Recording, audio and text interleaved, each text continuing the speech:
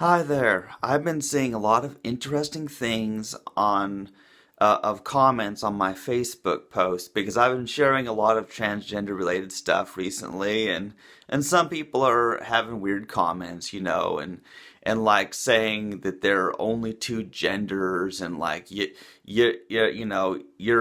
born male, there's no changing that, and interesting stuff. And I wanted to respond to this. I'm not going to really respond to the comments on Facebook because that will just get lost in the trash heap of Facebook. But I actually want to respond to this because this is actually a very important topic. See, here's the thing. People are getting confused between biological sex and gender. And I know that in the past I've used them interchangeably. However, I really believe that we need to keep these terms separate because depending on which you're talking about, the whole context changes. But here's the deal. If somebody says that there are only two genders, male and female, well, okay, here's the thing.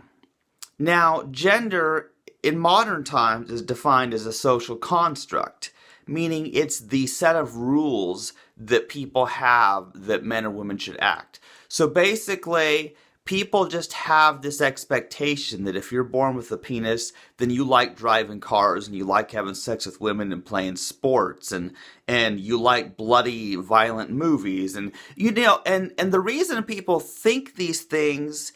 Now, part of it is biological because there is something apparently about testosterone that makes men like these things, which is apparently how I figured out that I'm not a real man.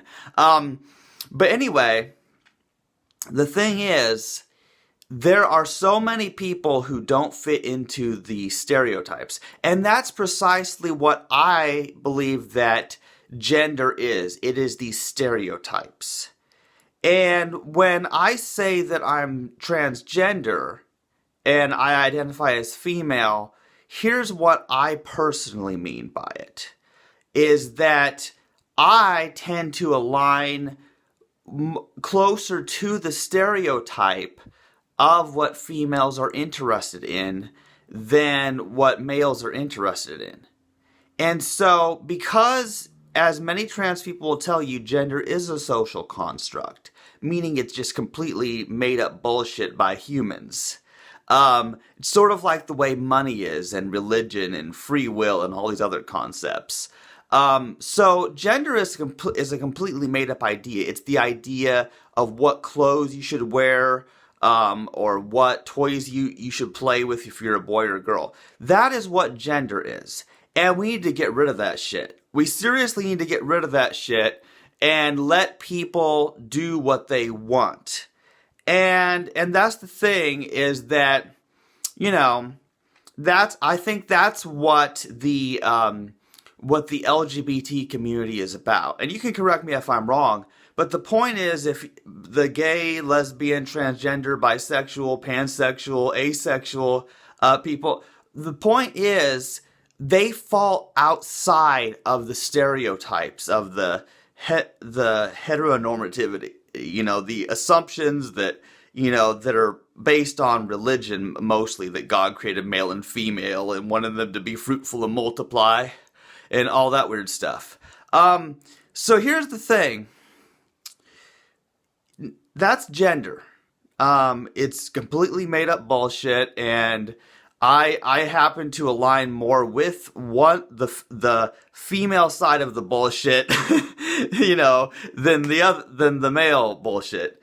Of course, I really shouldn't say bullshit because that makes it sound like I have some attitude against bulls, which I really don't. I love bulls and cows and all the animals. I'm an ethical vegan. But anyway, back on topic. But the main point is, okay, so that's gender. Now, on the flip side of that is biological sex. Now, some people say that there's still a biological sex of male and female.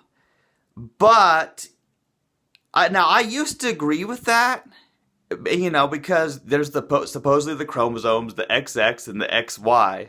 But recently I've learned a lot, and realize that there are all sorts of chromosome disorders. So you have people with, they'll have two Y chromosomes, or you'll have people who have two X's and a Y, or you'll have people with three X chromosomes and a Y. Like, there's all sorts of weird genetic abnormalities.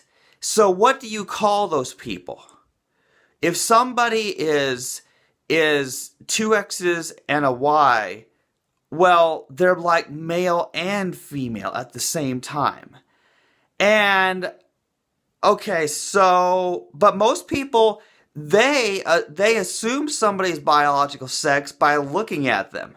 Like, okay, so I don't know my mother's chromosomes, and I don't know my chromosomes. We make an assumption that somebody who has a deep voice and facial hair, like me, it has XY chromosomes, but we don't know that. I could have a genetic disorder. Maybe I do. I hope to find that out someday. And you just can't tell what somebody's chromosomes are by looking at them. And here's what's great. Yeah, there are certain things that are genetics, and our early development, as children, causes us to have certain, features, the so-called secondary sex characteristics. But here's the thing here's what I love about modern times and transgender people. Okay, so in the past, people, they just assume that somebody who looks a certain way, like if somebody has a deep voice and facial hair and looks sort of muscular, then they assume, oh, that person has a penis. Not necessarily. We have trans men who look just like cis men, but that's because they take testosterone and it makes them look that way. It's perfect. It's great. On the flip side, you can't assume that everybody who around you who has boobs and long hair has a vagina. You can't know that anymore. That's what I love about trans people. It completely makes people have to reconsider their actions. Seriously. And the reason why some people are upset by the existence of trans people is partly because they're looking for someone to have sex with.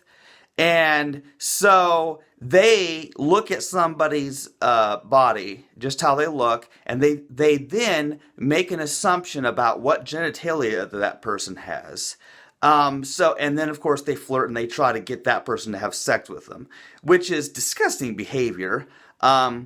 But that's what they do. But then they find out that this woman they were dating actually has a penis.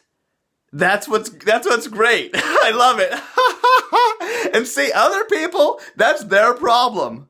That's not my problem, see, because I don't date and I don't have sex with anybody, but other people have that problem. That's why they don't like trans people, because it makes them have to get to know a person and date somebody only to find out they don't have the genitalia they expected. So guess what? The message for you people is, whether you like it or not, we live in modern times where trans people can do this. We can have surgeries and we can take hormones and stuff like that, assuming we have the money. But the thing is, because of this, now people can't just seek people out for sex the way they used to. And that's what's great about it. In my opinion, it makes it great because then you have to learn to love people for who they are rather than their genitals. And quite honestly, I think it's offensive when people are always asking people whether their baby is a boy or a girl. Like, why do you care if my baby has a penis or a vagina? Like, what kind of creep are you? People don't even, like, what is wrong with people? Why do you care so much of what's in between people's legs? I don't. See, here's the thing is, I don't want to see people's genitalia. I don't want them to see mine. And that's why I'm not only an ally to the LGBT people, but I actually like them better than the straight cis people. And you know why I like them better? Because their existence completely blows apart everything people thought they knew. It completely shatters religion. It completely shatters people's outdated stereotypes. That's what I love about the gay and the trans people, because it just completely makes people have to reconsider their whole existence.